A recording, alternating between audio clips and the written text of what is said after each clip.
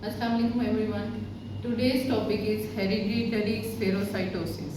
Hereditary spherocytosis membrane defect है RBCs का, जिसके अंदर स्पेक्ट्रिन और ये जो मैंने नेम्स लिखे हैं बैंड 3 और एनकायरिन, इनका डिफेक्ट होता है मेम्ब्रेन का।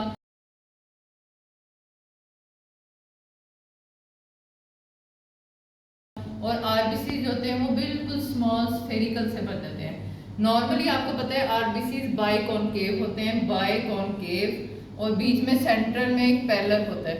इसके अंदर आरबीसीज छोटे भी हो जाते हैं और बहुत ज्यादा इनका ये अंदर का सेंट्रल पैरेलल जो है वो गायब हो जाता है। ठीक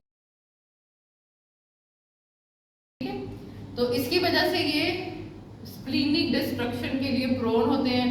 जब ये पास करते हैं स्प्लीन से तो वो इनको डिस्ट्रक्ट कर देती है। इसकी वजह से क्या होता है कि जो बोन होता है, बोन मैरो, वो फिर जितनी डिस्ट्रक्शन है उसको ओवरकम करने के लिए इरिथ्रॉइड हाइपरप्लेजिया होता है, और पीछे से बोन है वो ज़्यादा से ज़्यादा आरबीसीज बनाना शुरू कर देती है। इसकी डेफिनेशन पे आ जाए, it is genetic haemolytic anaemia in which due to membrane defect spherical RBCs are formed, being less deformable they are vulnerable to splenic destruction। क्योंकि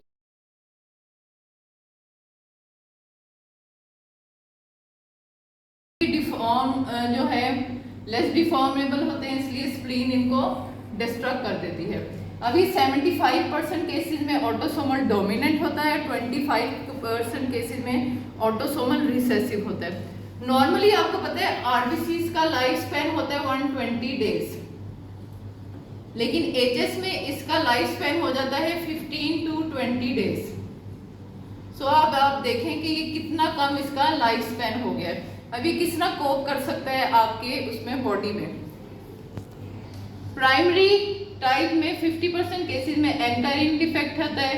सेकेंडरी टाइप जो है उसमें बैंड 3 और स्पेक्ट्रिन जो है इसकी अल्फा बीटा चेंज दोनों, तो ये डिफेक्ट होता है।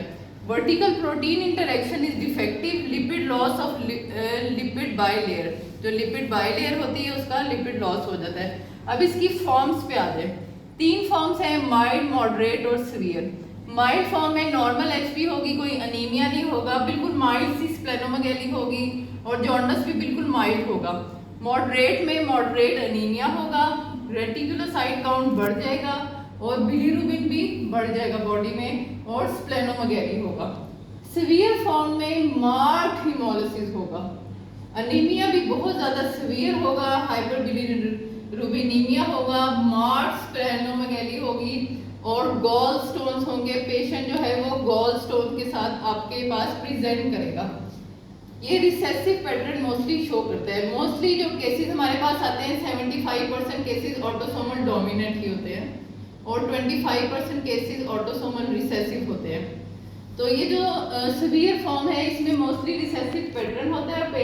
पेरेंट्स जो होते हैं वो एसिम्प्टोमेटिक होते हैं। डायग्नोसिस पे आ जाए, एचबी 7 to 14 की रेंज में हो सकती है। एमसीवी नॉर्मल या डिक्रीज हो सकता है। एमसीएच नॉर्मल होता है और एमसीएचसी इंक्रीज होता है।